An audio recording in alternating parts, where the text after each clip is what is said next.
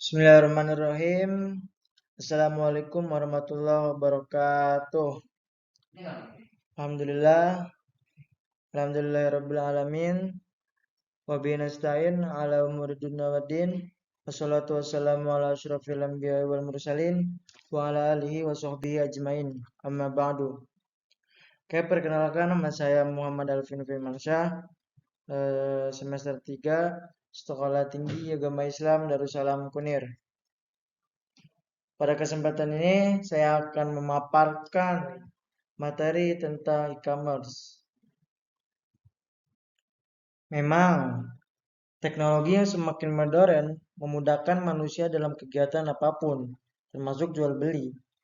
Jika dulu para orang tua kita harus pergi ke pasar untuk membeli sembako, atau guru kita dulu ketika membeli buku harus pergi ke toko-toko buku yang lokasinya jauh, maka di era sekarang ini orang tak perlu lagi bersusah payah seperti itu, sebab semua itu barang yang kita inginkan sudah tersedia di smartphone yang kita miliki.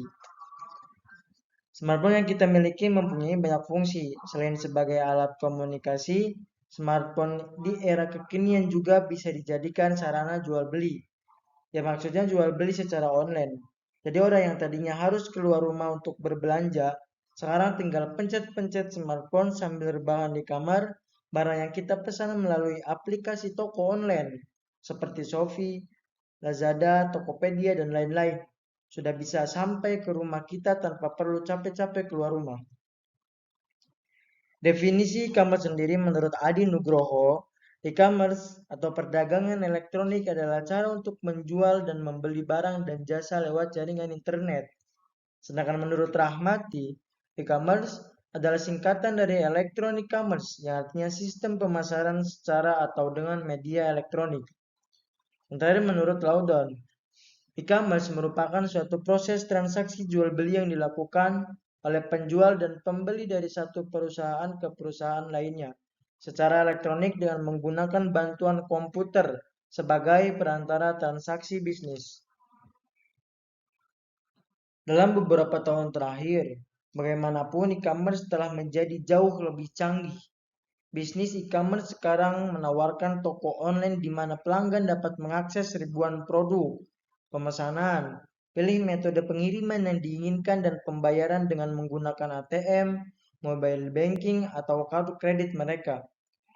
Jadi e-commerce merupakan satu set dinamis ekonomi, aplikasi dan proses bisnis yang menghubungkan perusahaan, konsumen, dan komunitas tertentu melalui transaksi elektronik dan perdagangan barang, pelayanan atau jasa, dan informasi yang dilakukan secara elektronik.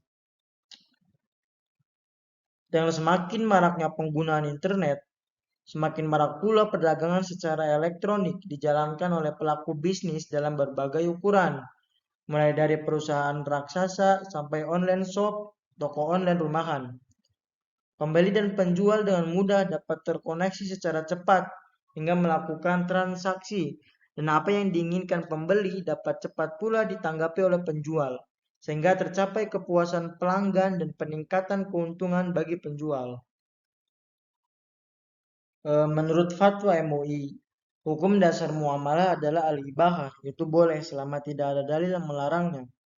Al-aslu fil muamalati al-halu wal-ibahah. Artinya hukum asal dalam muamalah adalah kebolehan sampai ada dalil yang menunjukkan keharamannya. Salah satu bentuk muamalah adalah jual beli. Jual beli merupakan salah satu kebiasaan yang telah melekat di kalangan masyarakat sejak dulu. Buktinya, salah satu teori masuknya agama Islam ke Nusantara pun karena faktor perdagangan. Hubungan manusia dalam aktivitas jual beli adalah yang satu bertindak sebagai produsen atau penjual, dan satunya lagi bertindak sebagai pembeli atau konsumen. Hukum akad transaksi jual beli melalui alat elektronik sebenarnya tidak jauh berbeda dengan hukum akad saat jual beli secara langsung. Bahwa hukum akad jual beli melalui alat elektronik itu adalah sah.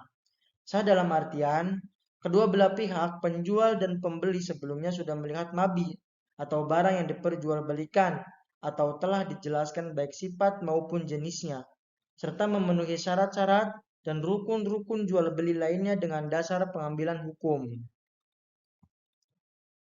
E-commerce dalam pandangan Islam. Transaksi e-commerce diperbolehkan asalkan memenuhi rukun dan syarat sahnya jual beli. Rukun jual beli meliputi ada barang atau jasa yang akan diperjualbelikan, ada pihak penjual dan pembeli yang melakukan transaksi, harga dapat diukur dengan nilai uang atau alat pembayaran lain yang berlaku di suatu daerah, dan adanya syarat terima atau ijab kabul. Islam memang melarang transaksi jual beli yang mengandung unsur riba, goror, penipuan, paksaan, dan maisir, serta haram. Sudah jelas dalam surat Al-Baqarah ayat 275 disebutkan wa halallahu bai'a wa harramar riba. Artinya, dan Allah telah menghalalkan jual beli dan mengharamkan riba. Apabila rukun dan syarat jual beli sudah benar-benar diterapkan, maka pelaku e-commerce sudah menjalankan nilai-nilai ajaran agama Islam.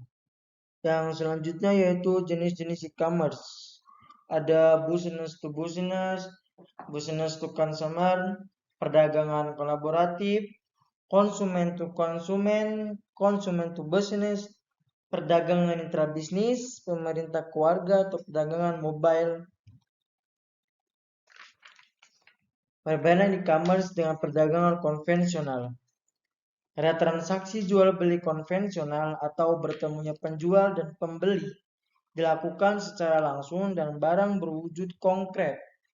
Tetapi pada sistem e-commerce, para penjual dan pembeli tidak bertemu secara langsung, namun bertemu di dunia maya dengan barang yang akan ditransaksikan, biasanya ditampilkan pada katalog. Pada jual beli online, pembeli pada umumnya membayar uangnya via transfer.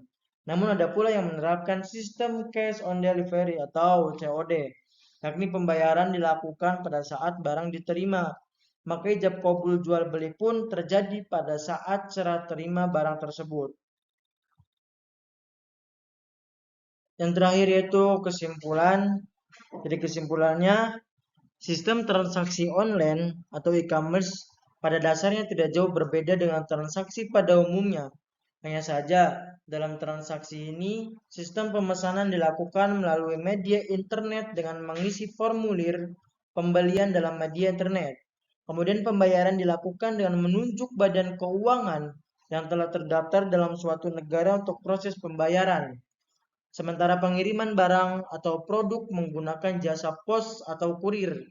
Ditinjau dari prinsip ekonomi Islam, para pihak yang melakukan transaksi telah memenuhi kriteria-kriteria yang dijadikan syarat orang-orang yang berakad, yaitu tamyiz, adanya kerelaan, merupakan pemilik sempurna, serta kesepakatan transaksi antara kedua belah pihak. Dari segi alat pembayaran dan barang yang diperjualbelikan telah jelas diterangkan. Oke, mungkin cukup sekian pemaparan dari saya. Kurang lebihnya mohon maaf. Terima kasih. Wallahu muwaffiq ila aqwamit thoriq. Wassalamualaikum warahmatullahi wabarakatuh.